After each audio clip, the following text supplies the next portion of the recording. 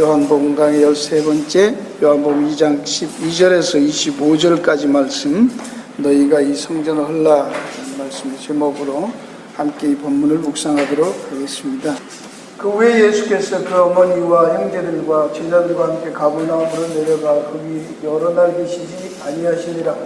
유대인의 유월절이 가까운지라. 예수께서 예루살렘으로 올라가셨더니 성전 안에서 소와 양과 비둘기 파는 사람들과 돈 바꾸는 사람들의 앉은 것을 보시고 떡구두로 채찍을 만드사 양이나 소를 다 성전에서 내어 쫓으시고 돈 바꾸는 사람들의 돈을 쏟으시며 상을 엎으시고 비둘기 파는 사람들에게 이르시되 이것을 여기서 가져가라.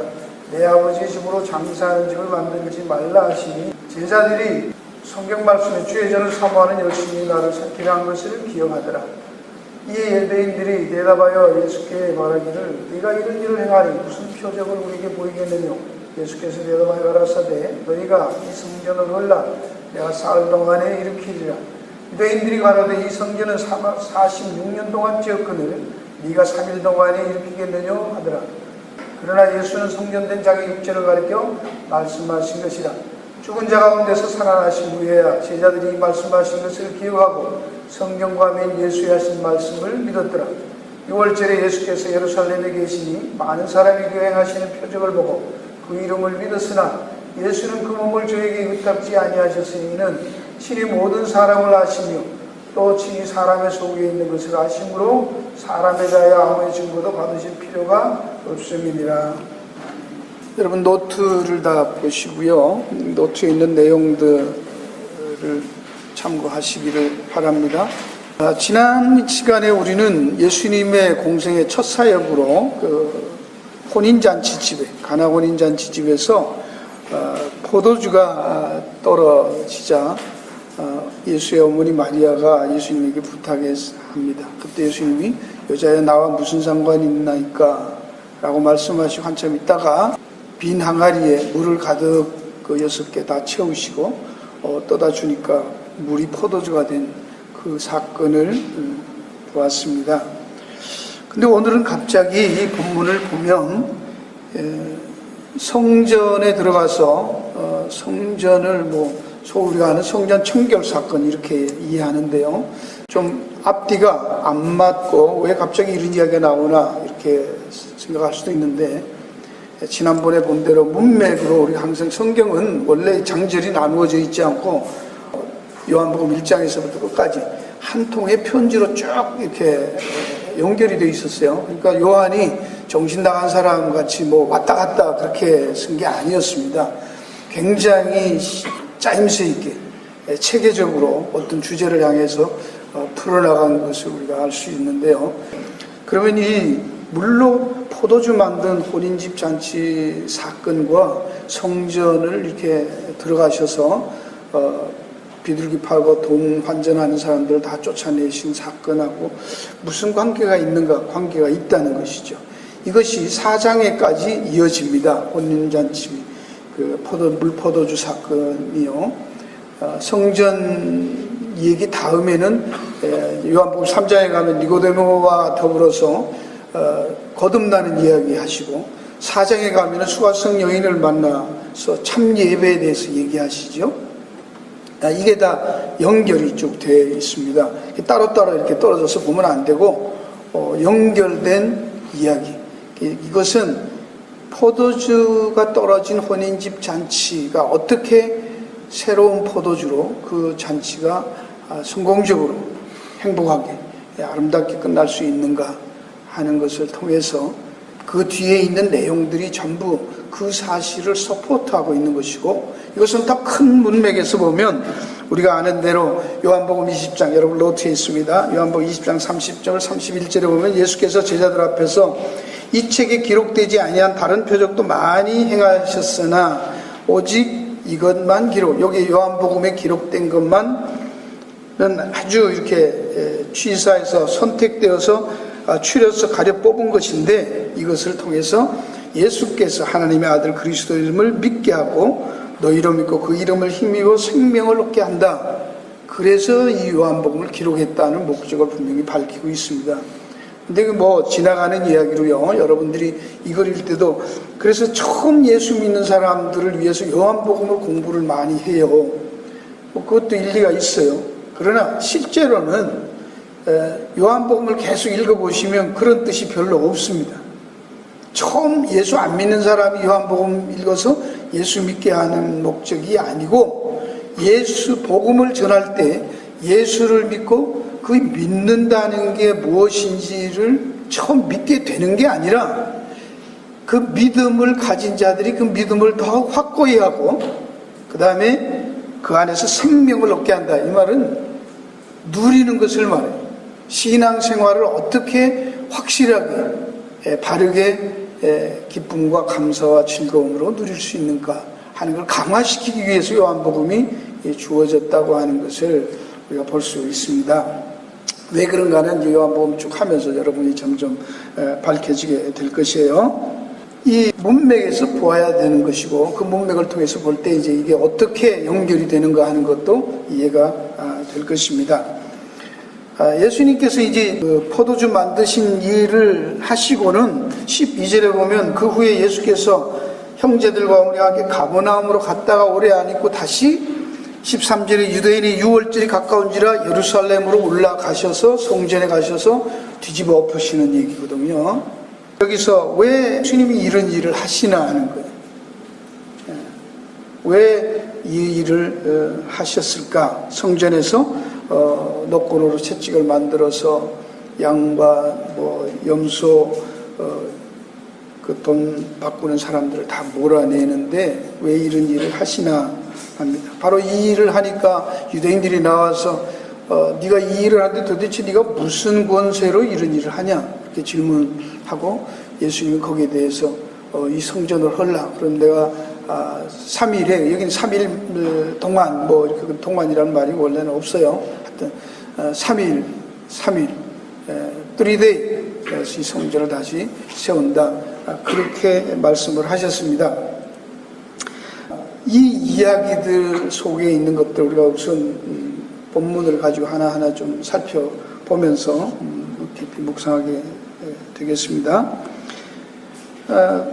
예수님께서 이게 들어가서 엎으시면서 말씀을 하시는데 16절에 가면 노끈으로 채찍을 양이나 소를 성전에 쫓아내시고 상을 엎으시고 말하는 이거 다 가지고 가라 하면서 내 아버지 집으로 장사하는 집을 만들지 말라. 이 성전이 장사하는 집이라고 하고 마태복음에 보면은 이것을 강도의 굴열, 도둑놈의 소굴로 만들었다 이렇게 했어요.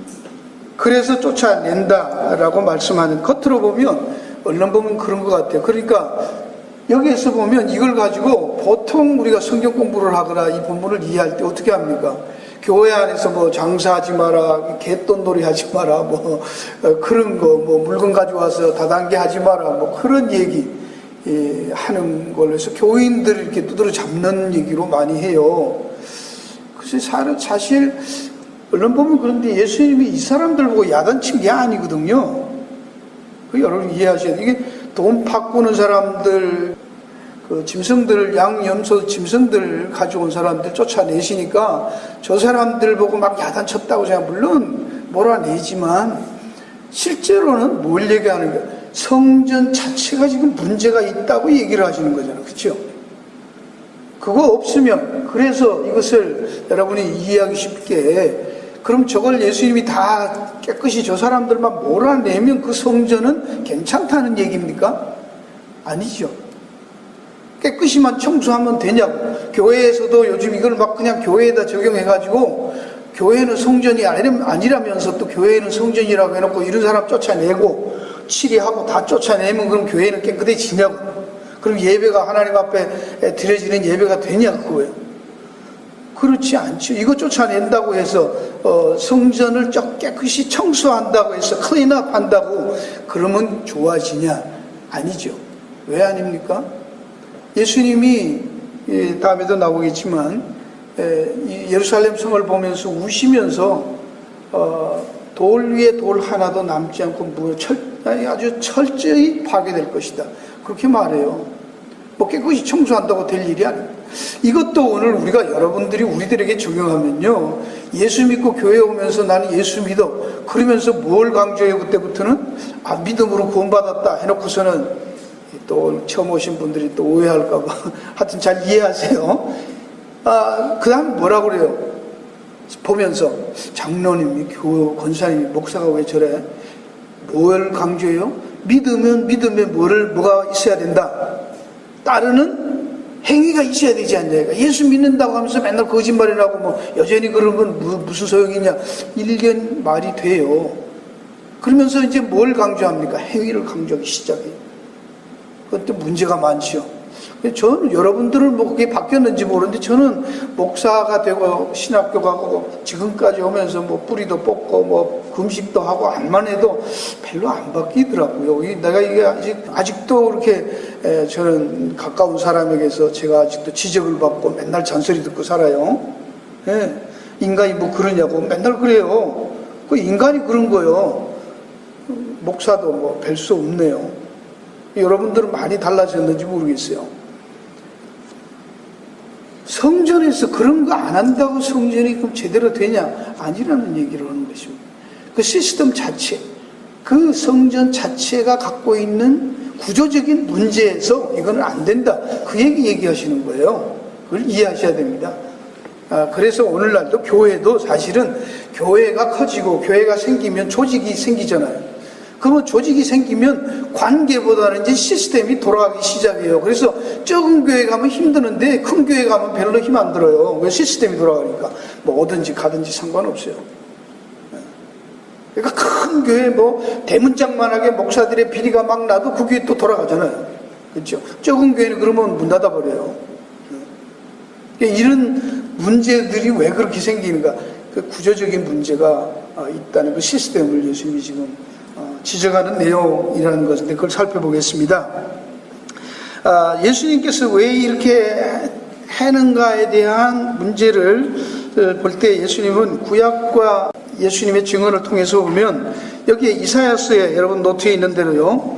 이사야서 이제 벌써 구약에서 말을 했으면 이사야서 56장 1절에서 12절 사이에 특별히 7절에 보면 내가 그를 나의 성산으로 인도하여 기도하는 내 집에서 그들을 기쁘게 할 것이며 그들의 번제와 희생에 나의 단에서 기꺼이 받게 이는 내 집은 만민의 기도하는 집이라. 제물을 받고 죄 용서함이 일어나고 하나님과 기도, 이것이 예수님이 앞에서 말했던 하늘이 열리고 인자가 사닥다리가 되어서 그 위에 오르락내리락 하는 하나님과 소통되고 교통되는 교제가 회복되는 그것이 이루어지는 게 성전이에요. 그래서 요한복음 1장 14절에도 말씀이 육신되어 우리 가운데 성전이 되어서 거하신다고 말하는 거예요. 예수님이 새로운 성전으로 오셨다는 걸 얘기해요. 그 성전의 의미는 하나님과 교제가 회복되는 거예요. 그게 중요한데 이 유대인들은 이 성전을 통해서 그냥 제사 드리는 형식 거기에 너무 얽매여서 거기에 목매달았다는 것입니다. 정말 본질은 망각하고 그것은 꼭 유대인들이 결례를 행하는 돌 항아리 6개가 어떻게 되어 있었어요? 사람들을 다 잔치에 초대했는데 그 손님들이 그만큼 오면 유대인들이라면 당연히 물 가득 채워서 맨 도는 사람마다 다 손 씻고 발 씻고 해서 식탁에 가야 될 그 잔치에 참여하는데 돌 항아리 다 비어 있었어요. 그게 전부 위선이었죠. 거짓말이었죠. 그게 벌써 무엇을 힌트했습니까? 성전을 힌트하고 있는 거예요.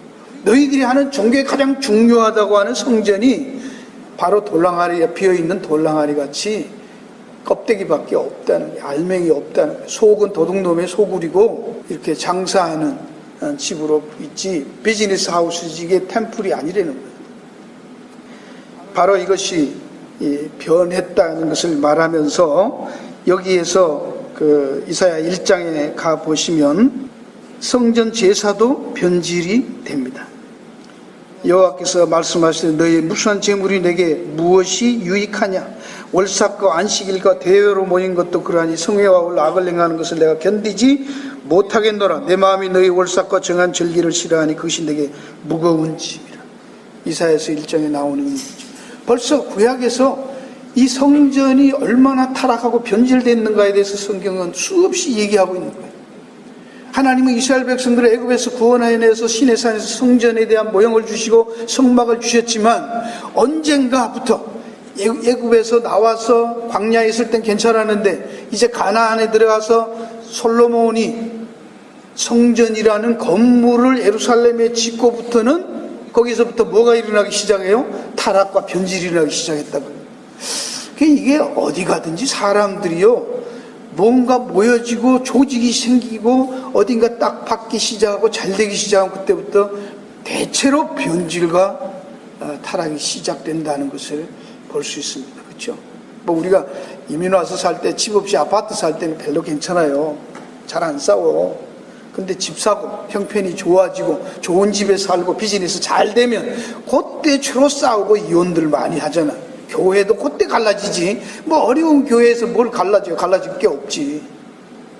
이게 인간들의, 죄인들의 속성이에요. 그렇죠? 그걸 알고 해야지. 모르고 자꾸 가면 무조건 크자, 무조건 키우자, 문제 심각해져요. 그리고 이게 제사만 그런 게 아니라 짐승들도 이제는 뭐 좋은 거 아니라 눈먼 거 절름발이 막 갖다 바치고 제사 드리는 형식에 집착하기 시작했고, 이 절기 지키는데도, 특별히 유월절 지키는데도 지금 문제가 많다는 거예요. 여러분 이거 뭐 여러분들이 아마 성경이나 다른 데서는 별로 없는데 저도 이거 고민을 많이 했어요. 재미있는 사건은 여기 보면 13절에 유대인의 유월절이 가까운지라, 예수님이 유대인의 유월절이라는 말을 특별히 해요.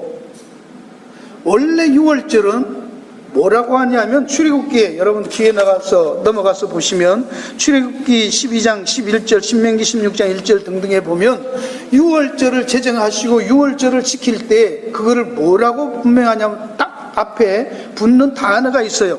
너희는 그것을 이렇게 먹을지니 허리에 띠를 띠고 발에 신을 신고 손에 지팡이를 잡고 급히 먹어라. 이것이 뭐다? 여호와의 유월절. 여호와의 유월절. 너희들의 유월절이 아니고 여호와의 유월절. 하나님이 넘어갔다는 것을 기념하는, 죽음의 사자가 너희 집을 문설주에 있는 피를 보고, 양의 피를 보고 넘어갔다는, 그걸 기념하라고 해서 유월절을 준 거예요.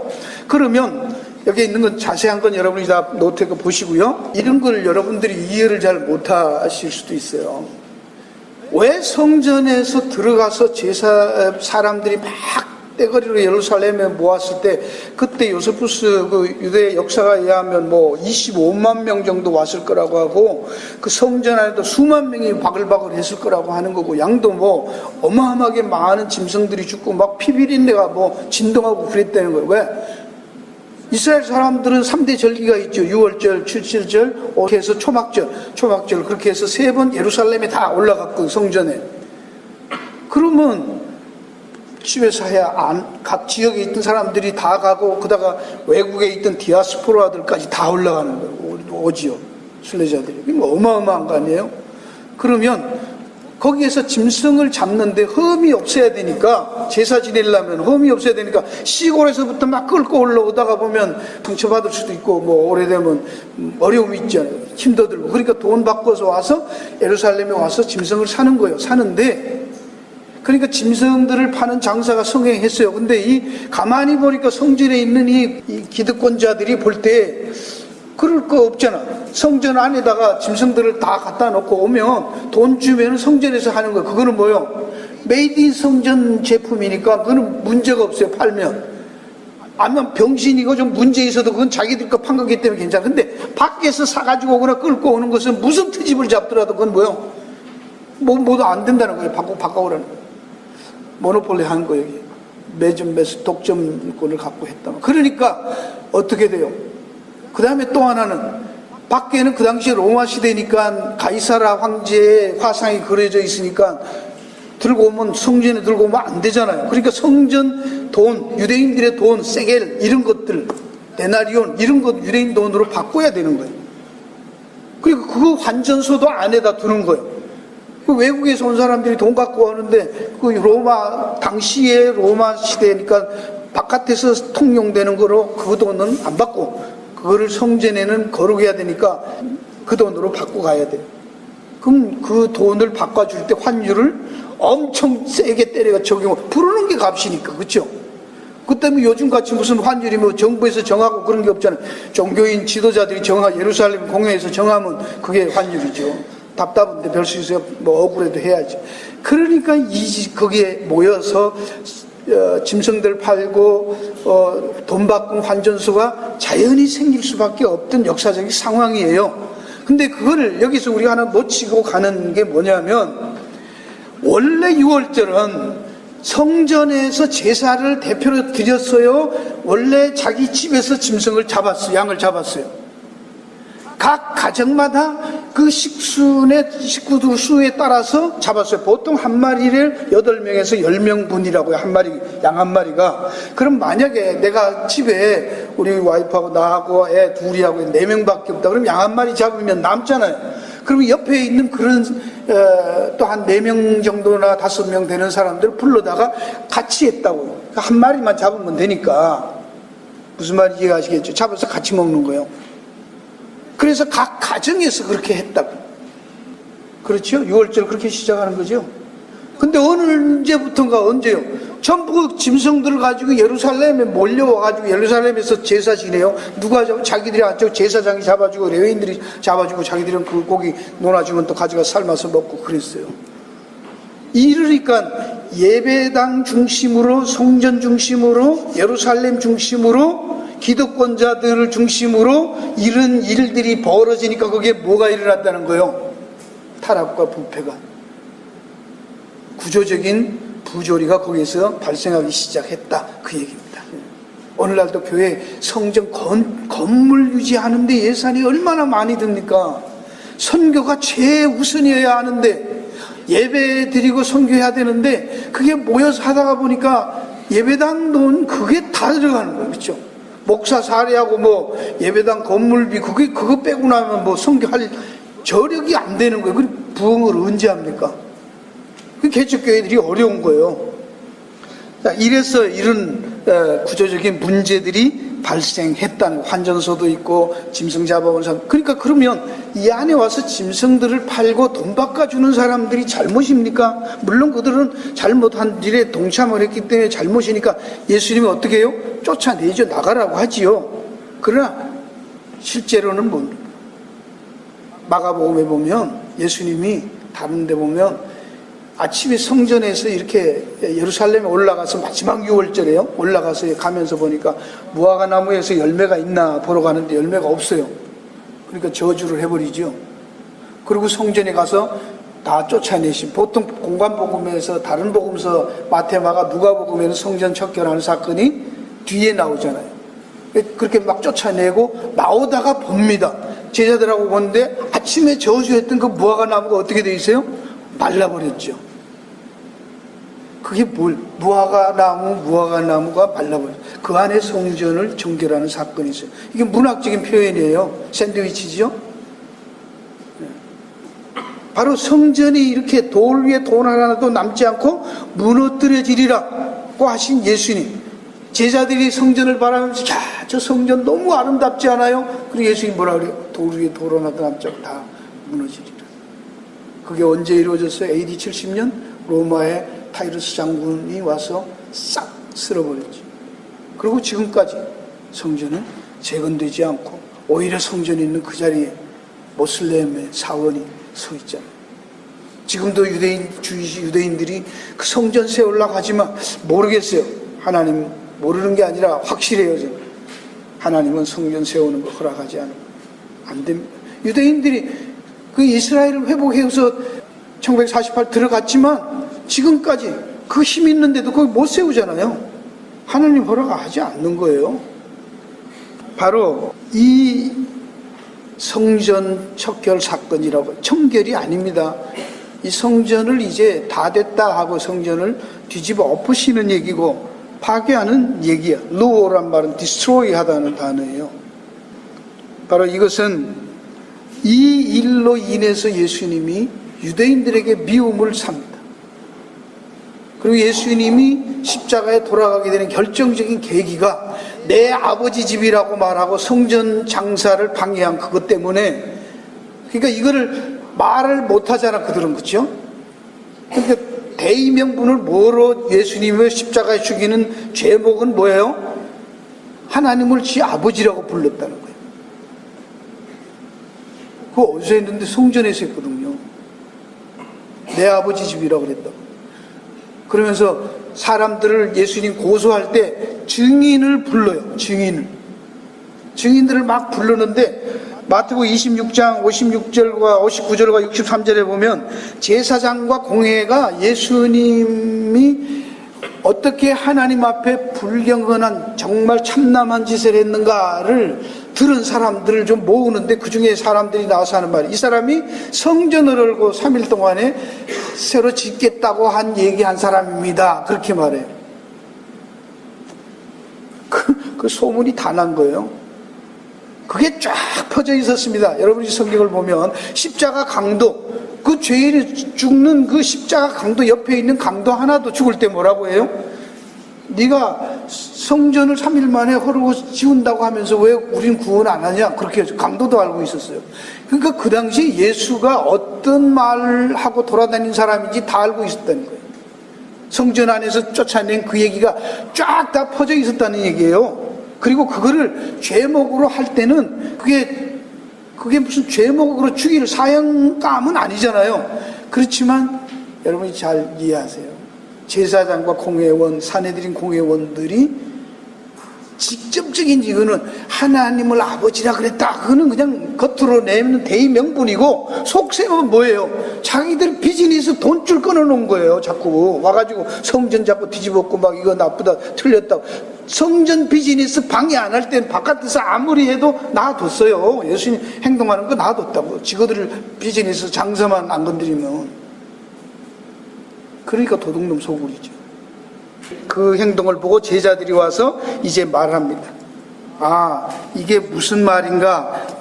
왜 이런 행동을 하는가? 하면서 예수님의 제자들이 말하는 것을 여기서 뭐라고 해요? 17절에 성경 말씀, 주의 전을 사모하는 열심히 나를 삼키려 한 것을 기억했다. 이 구절은 이제 성경 구절 중에서도 해석하기가 참 어려운 구절이라고들 해요. 이 성전에 대해서 이게 시편 69편에 있는 구절을 인용한 건데, 69편을 여러분이 한번 집에 가서 다 처음서부터 쭉 끝까지 다 한번 읽어보시고요.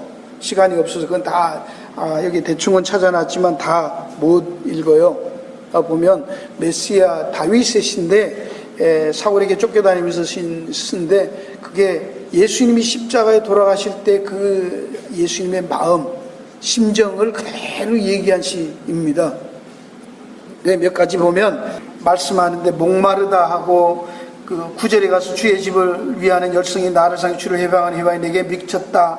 그 다음에 미의 자식들이 나의 외인이 되었다, 그런 말을 해요. 아버지가 아니고, 예수님은 아버지가 다르잖아요. 그렇죠? 아버지가 다르죠. 엄마는 같은데 예수님 형제들은.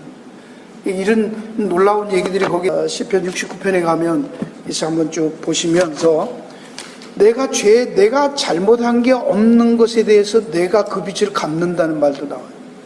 쭉 그 메시아 시인 것을 압니다. 그래서 그 중에 핵심인 건데, 이 주의 전을 사모하는 열성이 나를 삼킨다고 하는 이 말이 무슨 말인가? 주의 전을 사모하는 열성이 무슨 열성이냐? 누구 열성이냐? 예수님의 열성? 예수님이 주의 전에 대한 그 열심 때문에 죽는지, 아니면 그 주의 전을 그렇게 열심으로 지극정성으로 떠받드는 그 유대인들 때문에 예수님이 죽는지, 둘 다 해석이 가능해요. 그래서 어렵다는 거예요.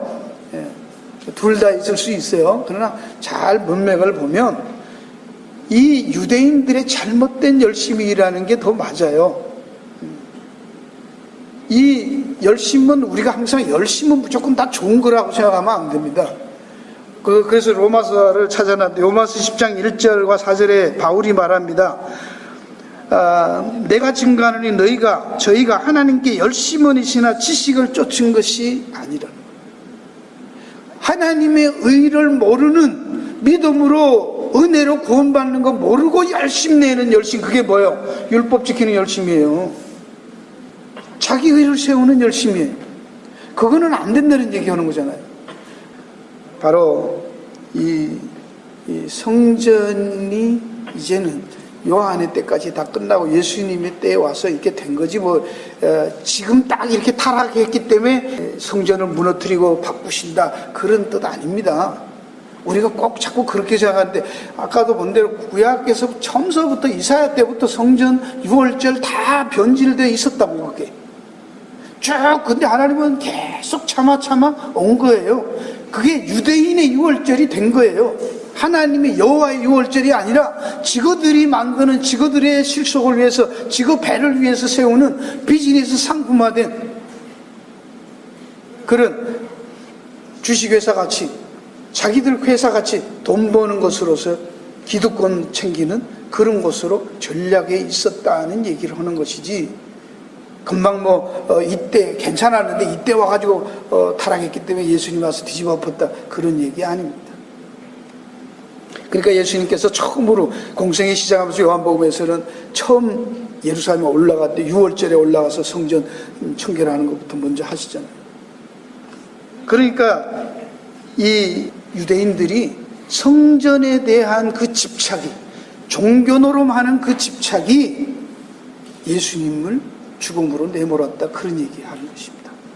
그럴 때 이 유대인들이 묻습니다. 네가 이런 짓을 하는데 네가 무슨 권위로, 네가 무슨 권세로 이런 성전에서 이런 일을 하냐라고 권위 있는 그런 표적을 요구를 또 합니다. 그때 예수님이 이 성전을 헐라, 그러면 3일에 내가 성전을 세운다, 그렇게 말씀합니다.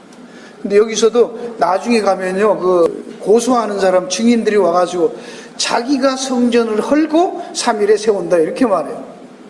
예수님은 자기가 헌다는 말 한 적이 없어요. 그런데 고소는 그렇게 해요, 성경을 보면. 하여튼 너희들이 헐라, 그러면 내가 3일에 세운다, 그렇게 했습니다. 자기 육체에 된 성전을, 자기 육체를 성전으로 말씀해서 예수님의 죽고 부활하심을 얘기한 건데 아무도 못 알아듣는 것이죠. 몰랐어요. 이해를 못합니다. 여러분, 그러면서 그들은 끝까지 자꾸 표적을 요구해요. 근데 표적에 대해서 말씀하고 마칠게요. 이 표적을 자꾸 유대인들은 표적을 구한다고 말하죠. 마태복음 16장 1절 4절에 바리새인과 사이에 예수를 시험하되 하늘로 오는 표적 보이기를 청하니 예수께서 가라사대 악하고 엄난한 세대가 표적을 구하나, 고린도서 1장 22절에 유대인은 표적을 구하고 헬라인은 지시회를 찾으나. 유대인들은 굉장히 신비주의적인 거, 표적, 기적 이런 거 좋아하는 거예요. 근데 수없이 보여줬어요. 근데 안 믿어요. 예수님이 그래요. 말씀하셨어요. 보여줬는데, 요한복음 여러분 끝에 그 뒷페이지 11장 47절 53절 있죠? 바리새인들이 봅니다. 예수님이 마지막에 그 나사로 살리는 표적을 보고 모여가지고 이제 말하기를, 우리가 이대로 두면은 모든 사람이 저를 믿을 것이요, 그래서 이때부터 예수를 죽이기로 묘의합니다. 표적을 많이 보여주고 사람들이 믿으니까 그거 큰일 나겠거든요. 안 된다는 거예요. 표적 보여줘도 누가복음 22장에 보면 예수님 앞에 묻습니다. 그럼 예수님이 뭐라고요? 내가 말해도 너희가 안 믿을 거잖아. 직접 얘기하십니다. 그렇게 말씀합니다. 안 믿는다는 거예요. 그러니까 예수님이 뭐만 보여준다? 요나의 표적밖에 보여줄 게 없다, 그렇게 말씀하시고. 근데 여러분, 표적에 대해서 보시면요, 이스라엘 백성들의 홍해를 건넜어요. 그 어마어마한 제국인 애굽의 바로를 꺾고 그 다음에 홍해를, 바다를 육지같이 건넜잖아요. 그래도 믿어요? 아니요. 금송아지 만들어서 애굽으로 돌아가자, 금방 그렇게 말했어요. 가나안에 들어가자 그러니까 겁나서 못 가겠다고 발버둥 쳤던 사람들입니다. 그 다음에 또 하나는 여러분 노트에 있는 대로 누가복음에 보면 부자가와 나사로가 있는데, 부자가 죽어서 지옥 갔는데 아브라함 품에 나사로가 있는 거 보고 묻지요. 이거 내가 한 번만 보내주면 우리 형제들이 있는데 이거 모르고 있으니까 가서 말하게 좀 해서 여기 안 오게 해달라고. 그 아브라함이 뭐라고 말합니까? 그 모세하고 선지자들이 다 있으니까 그들의 말을 안 믿으면 죽었다가 네가 가서 말해도 된다 안 된다? 안 된다, 그렇게 말하잖아요. 근데 오늘날도 우리는 뭘 기적을 보고 뭘 체험을 하면 된다고 자꾸 요구를 하는데 아니라 말이에요. 더 확실한 것은 여러분이 일장에서 봤죠. 물로 포도주 만들었을 때 그 연회장이 나중에 물이 포도주 된 그 포도주 마시면서 뭐라고 말해요? 이 참 대단하네. 보통 나중에는 나쁜 게 나오는데 술 취한 다음에는 막 대충 물 타가지고 나쁜 게 나오는데 이거 처음보다 질이 더 좋은 게 나왔다고 막 그러잖아요. 예수님이 만든 포도주 맛봤어요, 못 봤어요? 봤으니까 그렇게 감탄하잖아요. 확실히 좋다고 알잖아요. 처음보다 낫다고. 체험했어요, 안 했어요? 했어요. 근데 예수 믿어요? 예수님이 그런 거 알아요? 몰라요. 근데 그거 맛 안 본 사람들이 아는 사람이 있어요. 누구요? 하인들. 물 떠다 주고 물로 채웠는데 떠다 주는데 포도주인데 그 하인들이 맛봤다는 말 없어요. 그 종들이 뭔지 포도주 맛봐요. 근데 그들은 알아 몰라. 여러분, 우리는 자꾸 지금도 예수님이 오고 뭐 만지고 말씀하고 그러면 믿을 거라고 그러는데 실제로 예수님이 지금 이 자리에 오셔서 다 보여주고 기적을 다 하고 죽은 사람 살려준다고 하면 몇 달 갈까? 드레스디아스 갔다 오면 몇 달 가요? 아버지 학교 갔다 오면 몇 달 가요? 안 갔다 오시니까 뭐 아나 이게 무슨 소린지. 주여, 밤은하고 뒤집어지면 몇 달 가? 쓸데없는 거예요. 그런 거 아니에요. 의인은 믿음으로 사는 거예요. 말씀으로 사는 거예요. 믿습니까? 그런 거는 오래 안 갑니다. 여러분이 알잖아. 눈에 콩깍지 씌웠다고 죽기 살기로 해가지고 결혼해놓고 몇 년 가? 여러분 내가 얘기했죠. 동치미라는데 보시라고. 얼마나 이쁜 여자 배우들하고 사는데요. 그 남편들 얘기 들으면 기가 막혀요. 아이 저런 여자하고 막 결혼 못해서 환정인데 그 결혼해가지고 사는 남편들이요. 세상에 그렇게 게을러 빠진 사람들이 없더라고. 예, 아내들 얼마나 혹사시키는지 몰라. 그거 아니요. 아니란 말이에요. 아무리 보여줘도 안 됩니다. 그리고 더 놀라운 표적이 있습니다. 여러분이 이거 몰아내는 이 얘기를 여러분들은 그냥 심상하게 보잖아요. 채찍으로 막 몰아냈으니까 그랬다고 알죠. 이게 기적입니까? 아닙니까? 이렇게 질문을 해야지 갑자기 생각이 하잖아요. 성전에서 예수님이 노끈으로 채찍을 만들어가지고 막 그 몰아내는 것이 기적입니까? 아닙니까? 이게 얼마나 놀라운 기적. 여러분, 그 당시에 성전 안에 있는 경찰들이, 폴리스들이 있었어요, 없었어요? 군사들이 어마어마하게 있었어요. 로마 병정들도요, 점령하고 있었기 때문에 그 이스라엘 사람 유대인들이 떼거리로 모이니까 그 무슨 사태가 벌어질지, 그쵸? 그냥 놔둬요? 아니요. 호시탐탐 무슨 반란이 일어날까? 로마 군인들이 그냥 떼거지로 거기에 무장 경찰들이 쫙 둘러섰다고요. 한국에서도 뭐 대모만 하면 경찰들 가는데 지금 다른 나라 점령하고 있는데 그 절기를 맞아가지고 유대인들이 와서 막 모여가지고 있는데 그것도 특별히 6월절 자기들이 애굽에서 해방된 날 기념하는 해방된 조국 그거 기념하는 날인데 로마 병정들이 그거 없다고? 말이 안 됩니다. 그 얼마나 철저히 감시야. 그런데 그것 때문에 소동이 일어나고 막 난리 쳤다는 얘기가 없어요, 성경에. 얼마나 순식간에, 얼마나 놀랍게 질서정연하게 다 쫓아내시고 아무도 거기에 대해서 뭐 조용하잖아, 지금. 이게 기적입니다. 예수님, 하나님의 전능하심이 거기에 임해서 예수님이 휘두르는데 아무도 거기에 검접을 못하는 거예요. 근접을 못하는 거예요. 이 일들이 일어났지만 그들은 자꾸 무슨 권위라 표적을 보여달라 표적을. 바로 이 내용에서 예수님이 말씀하시는 것은 무엇입니까? 오늘날도 우리는 자꾸 표적을 본다, 뭘 기적을 행하자. 그게 뭐라고 예수님이 정해? 예수님이 하신 말씀이 뭐예요? 그런 사람을 뭐라고 해? 악하고 엄난한 세대라고 하잖아요. 신앙이 안 지르잖아요. 그거는. 표적 구하고 뭐 다다다다 그런 거 조심하라는 거예요. 아시겠어요? 뭐 왜 안수했더니 나았다 그런 거 자꾸 좋아하지 말라는 거예요.